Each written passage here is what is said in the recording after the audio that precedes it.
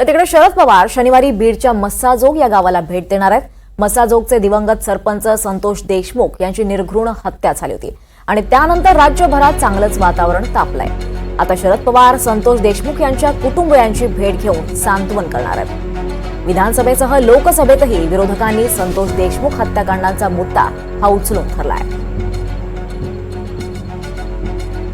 त्यामुळे आता आमचे नेते शरदचंद्रजी पवार साहेब हे 21 तारखेला सकाळी मस्साजोगला पोहोचणार आहेत। ते शुक्रवारी संध्याकाळी इथनं 4:50च्या विमानानं निघून संभाजीनगरला मुक्काम करणार आहेत। संभाजीनगरहून सकाळी मस्साजोगला पोहोचणार आहेत। सकाळी मस्साजोगला त्या जी दुःखद घटना घडलेली आहे, ज्या संतोष देशमुख यांची मर्डर झालेला आहे, त्यांच्या कुटुंबाचं जाऊन सांत्वन आणि त्यांचे पाळंमुळं खोदून काढण्यासाठी, उकळून काढण्यासाठी जी खोलवर ज्यांनी ही घटना घडवत आहे त्यांच्या या घटनेचा तपास लावण्यासाठी आदरणीय पवारसाहेब तिथं जात आहेत।